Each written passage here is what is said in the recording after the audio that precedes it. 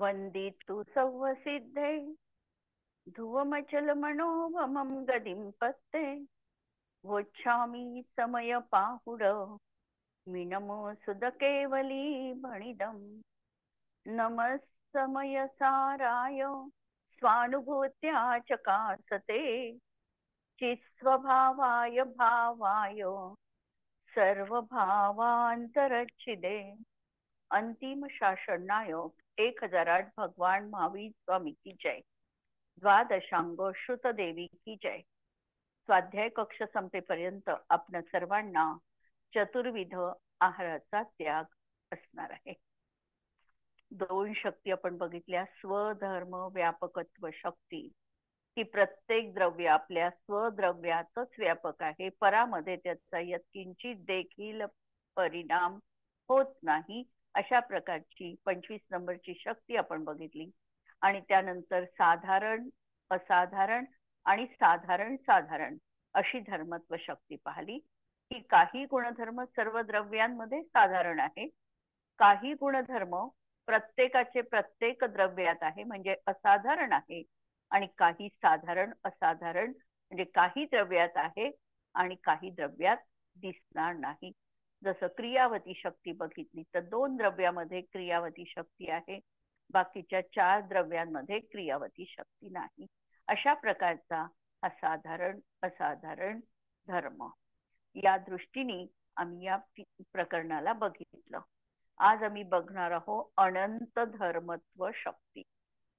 आत्म्यामध्ये किंवा कोणत्याही वस्तूमध्ये अनंत धर्म विद्यमान असतात। आम्ही सांगताना जेव्हा आम्ही देवगुरु शास्त्राचं अष्टक देतो, अर्हंतांच्या गुणांचं जयमाला करतो, त्यावेळेला आम्ही म्हणतो की कहवतके हे 46 गुण गंभीर। हे भगवन, तुमच्यामध्ये तर अनंत गुण आहे, पण अनंत गुणांचं वर्णन मी करू शकत नाही, आणि म्हणून 46 गुणधर्मांच्या माध्यमातून मी तुमचं स्वरूप या ठिकाणी गुणानुवाद करणार आहे। सिद्धांचे गुण अनंत, पण 8 गुण आम्ही प्रामुख्याने सिद्ध परमेष्ठीमध्ये सांगतो। प्रत्येक द्रव्यामध्ये अनंत गुण विद्यमान आहे, परंतु आमची वाणी ही अनंत गुणांचं कथन करण्याला समर्थ नाही। आम्ही थोड्याफार प्रमाणामध्ये गुणांचं कथन करू शकतो, आणि म्हणून थोड्याफार प्रमाणामध्ये वस्तू वचनीय आहे, पण काही असे गुणधर्म असतात की ज्याचं वेदनच करावं लागतं, अनुभवनच घ्यावं लागतं, असे गुण आम्ही सांगू शकत नाही। आमच्या स्वसंवेदन ज्ञानानेच ते जाणल्या जातात। असे अनंत गुण किंवा गुणधर्म जीवामध्ये विद्यमान आहे। तही अशी ही अनंत धर्मत्व शक्ती। अमृतचंद्र आचार्य लिहितात की विलक्षण अनंत स्वभाव भावित एक भाव लक्षणाः अनंत धर्मत्व शक्ती। विलक्षण असे हे गुणधर्म आहे की यांना आम्ही कथन करताच येत नाही। अशा प्रकारचे अनुभूती आल्यानंतर आम्हाला सर्व गुणांची योग्य रीतीने प्रतीती होते, जाणीव होते की असे अनंत धर्म आमच्यात आहे, आणि त्याला मात्र कथन करा म्हटलं की आमच्या शब्दांना आम्हाला मर्यादा आहे।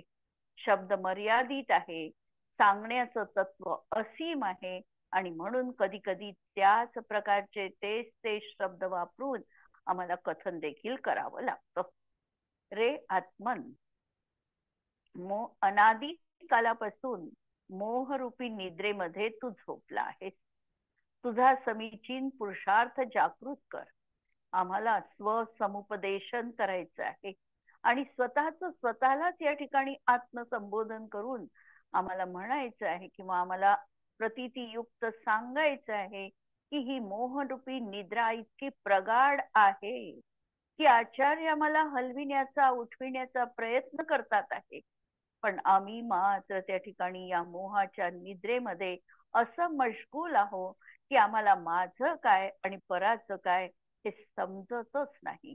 आणि म्हणून आचार्य सांगतात की आता तरी तू उपदेश तुझ्या हृदयामध्ये धारण कर।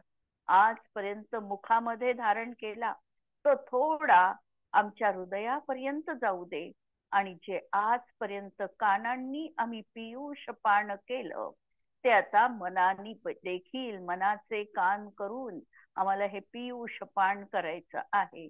आणि आमचं समीचीन पुरुषार्थ आचार्य ज्या पद्धतीने आम्हाला सांगणार त्या पद्धतीने आम्हाला बघायचं आहे. तुझ्या अनंत गुणांचा आढावा घे. चिंतनामध्ये आमचा विषय कोणता असला पाहिजे? आम्हाला द्रव्य, गुण आणि पर्याय याचं चिंतन करायला सांगितलंय. आत्मद्रव्याचं चिंतन, द्रव्याच्या चिंतनामध्ये काही काळ स्थिर राहिल्यानंतर गुणांचं चिंतन, पर्याय माझी काय आहे आणि मला काय उपलब्ध करून घ्यायचं आहे, मी आज कुठे स्टँड आहे, कुठे आहे मी आणि मला कुठं जायचंय, एवढं जरी आम्हाला समजलं आणि त्यातलं कमीत कमी अंतर आता मला पार पाडायचं आहे, ही भावना जर आमची जीवनामध्ये झालो तर आम्ही नक्कीच आमच्या या स्वसंवेदन अनुभूती प्रती त्या ठिकाणी निश्चितच आम्हाला तो मार्ग सापडणार आहे.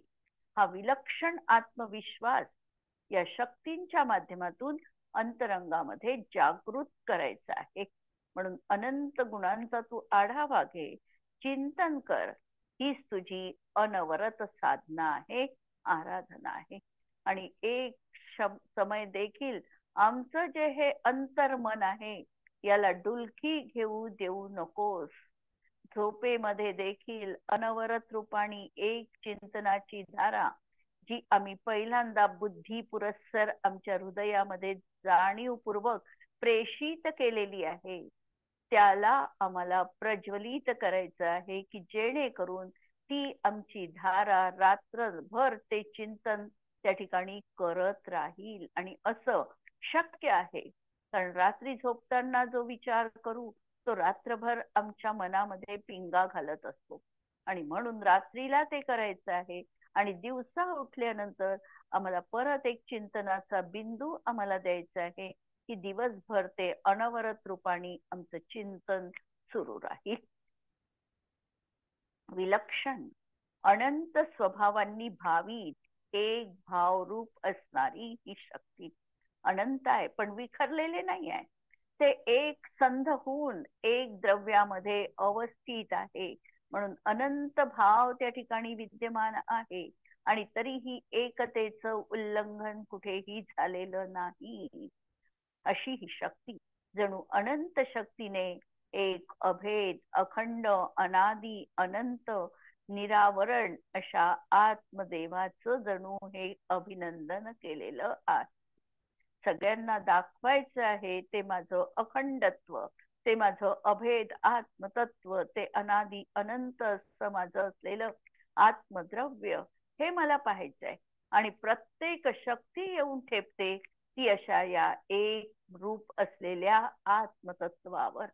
दाखवते आहे अलग अलग स्वरूप परंतु आम्हाला शेवटी बघायचं आहे तो एक रूप आत्मा. तर अशी ही शक्ती जिथे आहे ती आहे अनंत धर्मत्व शक्ती. आत्म्यात युगपत अनंत गुण आहे. त्या सर्व गुणांचं लक्षण अलग अलग आहे. जसं आम्ही बघितलं की ज्ञान गुणाचं लक्षण जाणणं होतं, श्रद्धा गुणाचं लक्षण हे विश्वास, चारित्र्य गुणाचं लक्षण आत्मरमणता. सगळ्या गुणांचे लक्षण अलग अलग आहे पण अलग असताना देखील हे गुण कसे आहे तर आपल्या आत्मद्रव्यामध्ये एक अभेद रूपाने आपापलं कार्य निरंतर रूपाने करत आहे. म्हणून आत्म्यात युगपत अनंत गुण आहे. त्या सर्व गुणांचं लक्षण अलग आहे. स्वतःच्या कार्याला अनुलक्षून प्रत्येक गुण भिन्न भिन्न आहे. उदाहरणार्थ श्रद्धा म्हणजे विश्वास, ज्ञान जाणले जाणेपणा, अनाकुलता सुख हे अनाकुलता सुख गुण आहे. ज्ञात होणं हा प्रमेयत्व गुण. याप्रमाणे प्रत्येक शक्तीचं भिन्न भिन्न लक्षण आहे पण त्यामुळे आत्मा कधीही खंडित झालेला नाही. निर्गुणाः गुणाः हे गुणांचं लक्षण आहे. याचा अर्थ एका गुणामध्ये दुसरा गुण नाही. गुण आपापलं कार्य करतो पण वस्तूमध्ये मात्र हे अनंत गुण एकाच प्रदेशावर आहे.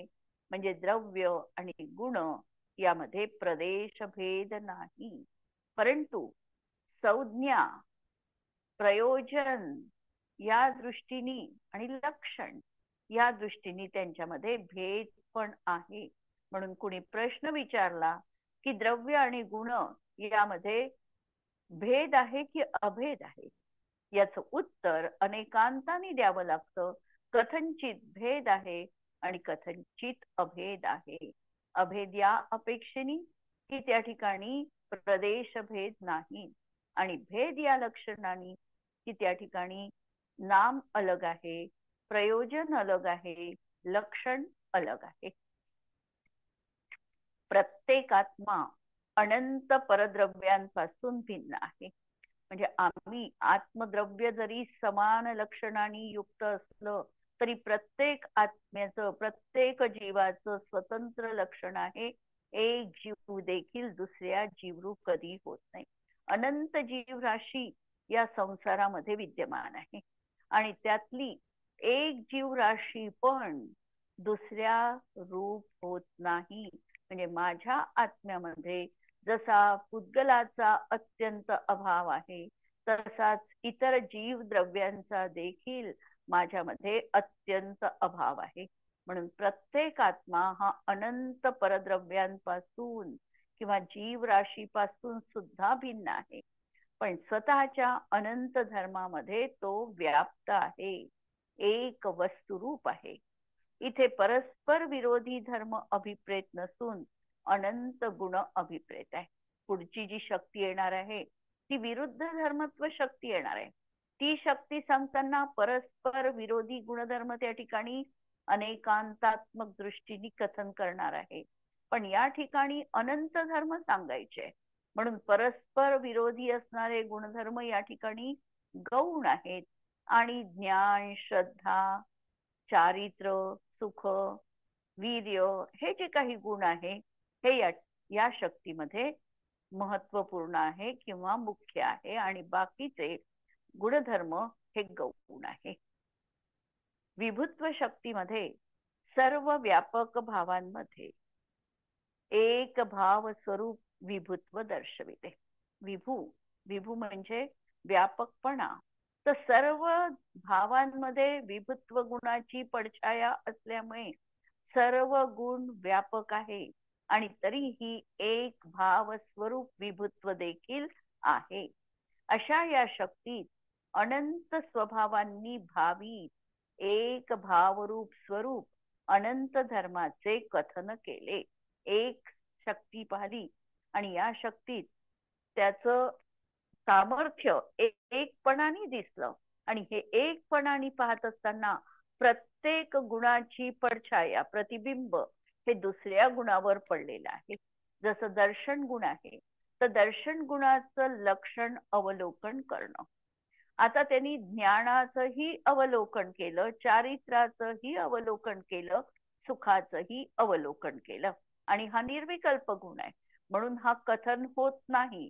ज्ञानमुखाने त्याचं कथन झालं, आणि ज्ञानाचं कार्य जाणलेपणा. तर त्या दृष्टीतून त्यांनी दर्शनालाही जाणलं, चारित्रालाही जाणलं, बाकीच्या अनंत ज्ञेयांना देखील जाणलं. म्हणजे अशा तऱ्हेचं प्रत्येक शक्ती ही व्यापक असताना देखील एकरूपता तिच्यामधली खंडित होत नाही. म्हणून या अनंत स्वभावांनी भावी एक भाव स्वरूप अशी ही अनंत धर्मांचं इथे कथन केलं. भिन्न भिन्न अनंत धर्म आणि आत्म्याचं एकत्व असा अचिंत्य अनेकांत स्वभाव सांगितला.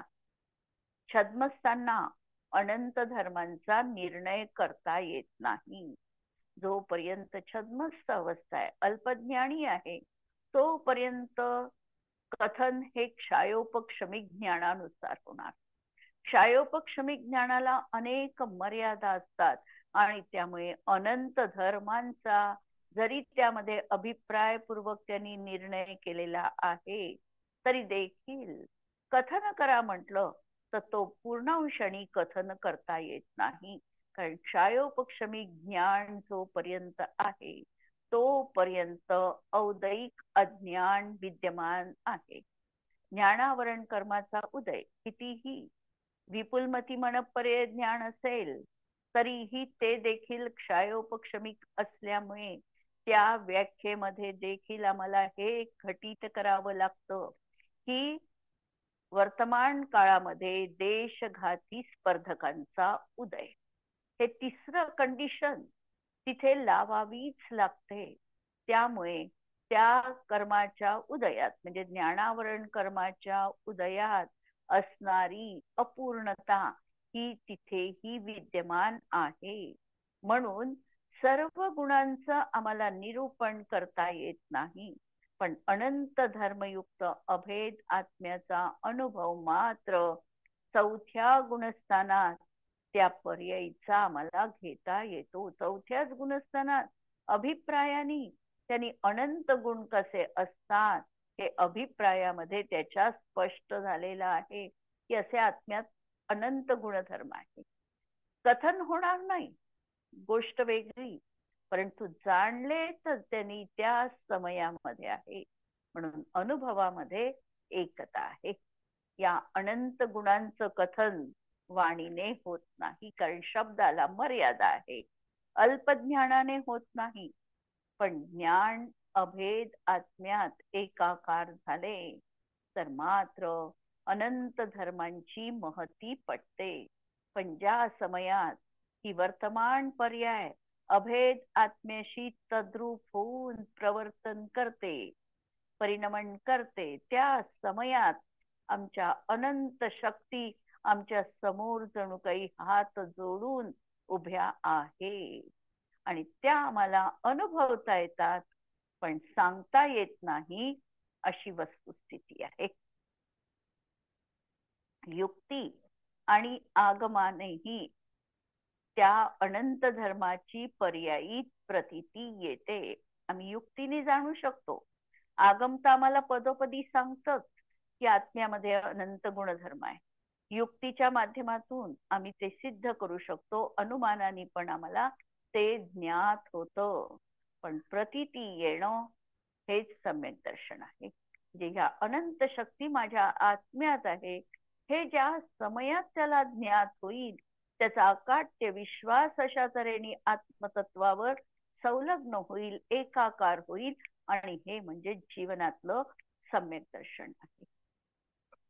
औषधीच्या एका छोट्या गोळीत सुद्धा ज्याप्रमाणे खूप रसायने असतात, सुश्यकरची साधी गोळी घेतली तरीही त्याच्यामध्ये कंटेन्स जर आम्ही बघितले तर अनेक वस्तू त्या एका छोट्या गोळीमध्ये विद्यमान असतात आणि त्याचा इफेक्ट आमच्यावर होतो. त्याप्रमाणे चौथ्या गुणस्थानामध्ये हा जो अनुभव आलेला आहे हा अशा लहानशा गोळीची मात्रा घेण्यासारखा आहे. त्या गोळीची मात्रा घेतली तरीही आम्हाला त्या सगळ्यांचा अनुभव प्रतीती जीवनात येऊ शकते. म्हणून औषधीच्या एका छोट्या गोळीत सुद्धा ज्याप्रमाणे खूप रसायने असतात आणि त्याचा एकत्र अनुभव आहे, त्याप्रमाणे या आत्म्यात अनंत गुणांचं रसायन जणू एकत्र आहे. या शक्तीने आपल्या अनंत धर्मस्वरूप एक अखंड आत्म्याचे स्वरूप करते. अनंत शक्तींचा अद्भुत संगम असणाऱ्या या आत्मप्रभूचे अनंत धर्म सर्वांना प्राप्त हो या मंगल कामनेसह ओम ह्रीम अनंत धर्मत्व शक्ती स्वरूपोहम, अशा तऱ्हेने ही शक्ती आम्ही बघितली. आणि यानंतर याला सोडून असणारी शक्ती आहे विरुद्ध धर्मत्व शक्ती. आत्ताच्या शक्तीमध्ये आम्ही बघितलं की याच्यामध्ये विरुद्ध जोडी असतील असं नाही आहे. सामान्य दर्शन, ज्ञान, चारित्र्य, सुख, वीर्य आम्हाला जितके गुण जोडता येतील, जितके कथन करता येतील तेवढे आम्ही याच्यामध्ये कथन करू शकतो. आपण या विरुद्ध धर्मत्व शक्तीमध्ये आचार्य हे सांगतात आहे की असे काही युगल आहे की जे आम्हाला सकृत दर्शनी विरुद्ध वाटतात. हे कसे राहू शकतील हा प्रश्न येतो. जर आहे म्हटलं तर नाही हे कसं आम्ही म्हणू शकतो, किंवा एक आहे म्हटलं तर आम्ही अनेक कसं म्हणू शकतो. हे तर विरोधी असं गुणधर्म आहे. आणि तरी देखील आचार्य या विरुद्ध धर्मत्व शक्तीच्या माध्यमातून हे सांगतात आहे की असे विरुद्ध असणारे धर्म देखील आत्म्यामध्ये अविरोध रूपाने राहतात. आणि याच कथन करताना आम्हाला, जर आम्ही पुस्तक उघडलं पुरुषार्थ सिद्धी उपाय, तर त्या ठिकाणी अमृतचंद्र आचार्यांचं ते आहे की ज्या आचार्यांच्या मी या शक्ती वाचतो आहे, किंवा ज्या आचार्यांची ही समयसारवरची आत्मख्याती नावाची टीका आहे, त्याच अमृतचंद्र आचार्यांनी श्रावकांसाठी एक ग्रंथ लिहिला, पुरुषार्थ सिद्धी उपाय. आणि याच्यामध्ये आचार्यांनी अनेकांतांचं वर्णन करताना आचार्य सांगत आहे की अनेकांत किंवा जैन नीती कशी आहे, तर एकेन आकर्षंती आणि श्लथयंती वस्तुतत्वमितरेन आणि अन्येन जयती जैनी नीतिर्मंथान नेत्रमिव. आम्ही रई घुसळणाऱ्या गोपीचं चित्र हे पाहिलेलं आहे, किंवा अनेक सन्मतीच्या अंकांवर हे चित्र अंकित झालेलं आहे की एक स्त्री खाली मडकं आहे आणि ती दोरी लावलेली जी जुन्या काळची रवी आहे त्याने रवीनी ती मथन करते आहे. आणि अशा तऱ्हेने मथन करण्यामध्ये एकेन आकर्षंती, एक दोरी ओढावी लागते तर दुसरी श्लथयंती, दुसरी ढिली सोडावी लागते. आणि अशा तऱ्हेने एकाच्या माध्यमातून आणि दुसऱ्याला गौणत्व देऊन हे जर आम्ही पाहिलं सगळं जी वस्तुतत्व, तर आम्हाला जैनीम जयती, जैन नीती जी आहे ही अंती तिचाच विजय झालेला आम्हाला दिसतो. म्हणून जैनम जयतु शासनम अशा प्रकारची जी नीती आहे, किंवा आमचं जे स्याद्वाद शासन आहे, हे शासनच त्या ठिकाणी विजयी झाल्यासारखं आम्हाला दिसतं. तर याचंच प्रतिपादन या ठिकाणी या विरुद्ध धर्मशक्तीमध्ये आचार्य अमृतचंद्र करतात आहे. त्यांनी लिहिलेलं आहे की तत् आणि अतत् रूपमयत्व लक्षणा विरुद्ध धर्मत्व शक्ती ही तद्रूपही आहे आणि अतद्रूपपणा पण त्याच्यामध्ये आहे. म्हणजे एका दृष्टीने पाहिलं तर तत्पणा आम्हाला दिसतोय, तोचपणा आम्हाला वस्तूमध्ये दिसतो आहे. आणि दुसऱ्या दृष्टिकोनातून जर आम्ही बघितलं तर ती वस्तू आम्हाला अतत स्वरूपी देखील दिसते आहे. आणि हे दोन्ही विरोधी वाटणारे गुणधर्म आहे, पण वस्तूमध्ये मात्र ते अविरोध रूपाने युगपत एकाच समयामध्ये विद्यमान आहे. अशी ही विरुद्ध धर्मत्व शक्ती. रे आत्मन, अनेकांताने तू तुझ्या आत्मस्वरूपाचं विश्लेषण कर. आम्हाला आत्मस्वरूप बघायचंय, वस्तुतत्व समजायचंय. आणि वस्तुतत्व समजण्यासाठी आमच्या हातामध्ये जे साधन आहे हे अनेकांत साधन आहे, की आम्हाला एकांत नको आहे, कारण वस्तूच मुळात अनेकांतात्मक आहे. जर वस्तू मुळात अनेकांतात्मक आहे तर आम्हाला ज्ञान देखील तसंच अनेकांतात्मक बनवावं लागेल. म्हणून एक झाला वस्तुतत्वामधला अनेकांत, की वस्तू मुळातच अनंत धर्मात्मक आहे. जर आम्ही एकीकडून वस्तू बघितली तर आम्हाला वेगळ्या प्रकारची दिसते आहे, दुसरीकडून आम्ही बघितली तर त्याचं दुसरं रूप पण आम्हाला दिसत आहे. अशी ही वस्तू नानाविध आणि त्यातही विरुद्ध असणाऱ्या गुणधर्मांनी ती सजलेली आहे, अलंकृत झालेली आहे. आणि तिचं कथन देखील मग आम्हाला, किंवा आम्हाला त्याचं ज्ञान देखील त्याच पद्धतीने अनेकांतात्मक रूपाने करावं लागेल. म्हणजे आमच्या ज्ञानाची देखील तेवढी विशालता, व्यापकता असावी लागेल. म्हणून पहिला झाला वस्तूतील अनेकांत, दुसरा झाला आमच्या ज्ञानातील अनेकांत. आणि जर वस्तुतत्वाचं कोणी निरूपण करा म्हटलं तर आम्हाला त्याच अनेकांतात्मक दृष्टीने वस्तुतत्व कथन करावं लागेल. हा झाला वाणीतील अनेकांत, ज्याला नाव दिल्या गेलेलं आहे स्याद्वाद पद्धती. वाणीतील अनेकांत म्हणजे स्याद्वाद. स्याद आणि वाद. स्याद म्हणजे अपेक्षेनी आणि वाद म्हणजे कथन. तर अशी ही अनेकांतात्मक वस्तू आहे आणि यासाठी आम्हाला हृदयाची विशालता अभिप्रेत आहे आणि म्हणून आत्मस्वभावाचं आम्हाला या दृष्टिकोनातून विश्लेषण करायचं आहे.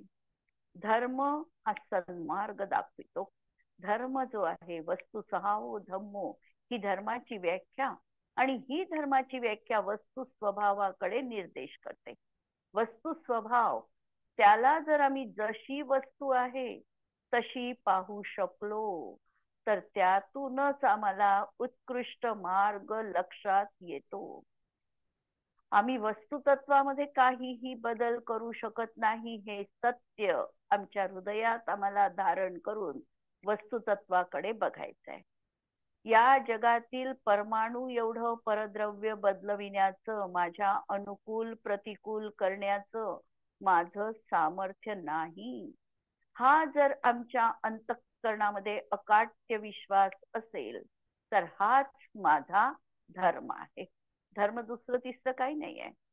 आमच्या विषयी अकाट्य विश्वास की मी फक्त हेच करू शकतो, मी काहीही वस्तुतत्वात अनुकूलता प्रतिकूलता हे माझं नाहीच आहे कार्यक्षेत्र, तिथे मी काहीही करू शकत नाही. हा जर स्वतःमध्ये अकाट्य विश्वास जर जागृत झाला तर हीच आहे आमची सम्यक दर्शनाची सुरुवात.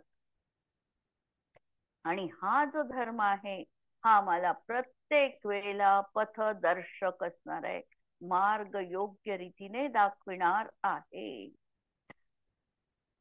हा नेहमी धर्म मार्ग दर्शवितो, दिशा देतो आणि विरोधी शक्तींनी जीवनाला व्यापकत्व दिलं, विचारांना उदात्तता दिलेली आहे. जेव्हा आम्ही की एखादी घटना आपण ऐकतो, वस्तुस्थिती लक्षात घ्या की एखादी घटना आम्ही ऐकतो आणि घटना ऐकत असताना ती सांगणारी व्यक्ती तिच्या दृष्टिकोनातून त्या घटनेचं प्रतिपादन करते. ऐकणाऱ्याला हे भान ठेवावं लागतं की जरी या व्यक्तीने तिच्या अनुभवातून ही गोष्ट अशी सांगितलेली आहे तरीही या घटनेला दुसरी देखील बाजू असू शकते, शक्यता नाकारता येत नाही. आणि दुसरी बाजू जोपर्यंत आम्हाला ज्ञात होत नाही तोपर्यंत आम्हाला योग्य निर्णय घेता येत नाही.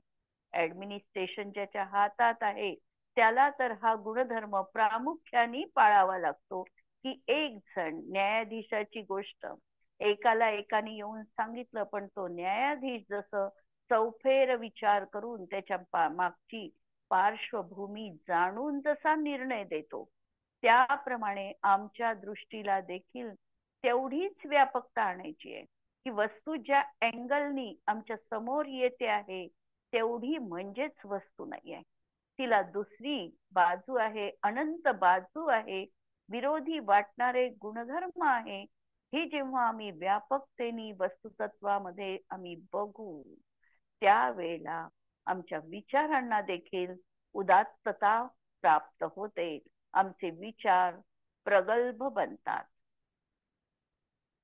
अनेकांत हा धर्माचा प्राण आहे, आघात आहे, आधार आहे आणि जणू अमृत तत्व आहे. अनेकांत हा सर्व धर्माचा मूळ गाभा आहे. परस्पर विरोधी धर्म देखील वस्तूमध्ये युगपत अविरोध रूपाने विद्यमान आहे. अशी ही विरुद्ध धर्मत्व शक्ती जेव्हा आपण समयसार सुरुवात केलेली होती आणि समयसार मध्ये पहिल्यांदाच सुरुवातीला नमनाचा नमस्काराचा श्लोक झाल्यानंतर अमृतचंद्र आचार्यांनी आपला दृष्टिकोन स्पष्ट केलेला होता की हा दृष्टिकोन त्यांनी सांगितला होता की अनंत धर्मणस्तत्वम पश्यन्ति प्रत्यगात्मनः अनेकांतमयी मूर्तीर नित्यमेव प्रकाशता. माझ्या जीवनातला हा अनेकांत नित्य प्रकाशित असला पाहिजे. आणि असं समजून त्यांनी जणू काही या अनंत धर्मात्मक असलेल्या जिनवाणी मातेला मूर्तितत्व मान्य करून नमन केलेलं आहे. आणि हे अनंत धर्मण तत्व, हे असं अनंत धर्मरूपी तत्व, आणि हे कोण पाहू शकतो, तर त्यांनी प्रत्यगात मनः हा शब्द ठेवला. प्रत्यगात मनः याचा अर्थ की जो कर्म, नो कर्म, द्रव्य कर्म, भाव कर्म या सर्वांपासून पृथक असा जो आत्मा आहे तो पाहू शकतो, पश्यंती, तो पाहणारा आहे, तो आहे प्रत्यगात्मनः. या जगातील अनंत परद्रव्यांपासून जो आत्म्याचं भिन्नत्व अनुभवू शकतो, तो आहे प्रत्यगात्मा. आचार्यांचे शब्द म्हणजे विलक्षण आहे. आणि त्या शब्दांच्या जेव्हा गाभामध्ये आम्ही उतरतो, त्यावेळेला ती अनुभूती, त्या शब्दांची अनुभूती, अर्थाची अनुभूती आणि त्या प्रतीतीची अनुभूती, पहिल्यांदा तर शब्दांची अनुभूती यायला हवी आहे. शब्द उच्चारल्यानंतर तो किती व्यापक आहे हे समजायला हवं आहे. नंतर त्याच्या अर्थामध्ये उतरायचं आहे. आणि अर्थात उतरल्यानंतर त्याचं जे विराट रूप आहे शब्दाचं, आणि त्यानंतर ते प्रतीतीत येणं, अशा तऱ्हेने हा मला शब्दार्थ पाहायचा आहे. प्रत्यगात मनः हा शब्द त्यांनी हेतू पुरस्सर त्या ठिकाणी ठेवलेला आहे. म्हणून अशा तऱ्हेची ही अनेकांतमयी असणारी मूर्ती, मूर्ती तर नाही पण ज्याच्यामध्ये अनेकांत धर्माचं वर्णन आहे, ती जणू मूर्ती स्वरूप होऊन आम्ही त्या ठिकाणी बघतो आहे. आणि अशी ही साक्षात नित्यमेव प्रकाशता, म्हणजे ही चिनवाणी अनेकांत धर्म हा प्रत्येक टप्प्यावर आम्हाला प्रकाशाचा मार्ग दाखवो, किंवा हा अनेकांत धर्मच सदा जीवित असावा, अशा तऱ्हेचा हा आशीर्वाद परक संदेश अमृतचंद्राचार्यांनी या पहिल्यांदा आम्हाला दिलेला आहे. आणि पहिले श्लोक जे असतात ते आम्हाला यासाठी समजायचे आहे की ती आचार्यांची प्रतिपादन शैली आहे. आणि सर्वत्र त्यांनी पूर्ण समयसार मध्ये या शैलीचा वापर करून अशा प्रकारे प्रत्यगात मनः हा दाखविण्याचा प्रयत्न आचार्यांचा राहिलेला आहे. म्हणून आत्मा हा तद्रूपमय आणि अतद्रूपमय आहे असे जिचे लक्षण आहे, ती अशी विरुद्ध धर्मत्व शक्ती आहे. ही तत्पणा पण आहे. तत्पणा याचा अर्थ तोच तोचपणा. तत्व या शब्दामध्ये तत्पणा ते तत्व, आणि अतत हे ते नाही, हे ते नाही असं बघणं म्हणजे अतत्पणा. हे ज्या लक्षण शक्तीचं लक्षण आहे, अशी ही विरुद्ध धर्मत्व शक्ती. या संबंधी आपण उद्याला पाहूया. आज आपण इथे थांबतो आहे. जिनवाणी के ज्ञान ते सूझे लोकालोक, सो जिनवाणी मस्तक नमो सदा देत हूँ को. नमो अरिहंताणम नमो सिद्धाणम नमो आयर्याणम नमो उवज्जायाणम नमो लोए सवसाहुणम. सर्वांना जय जिनेंद्र.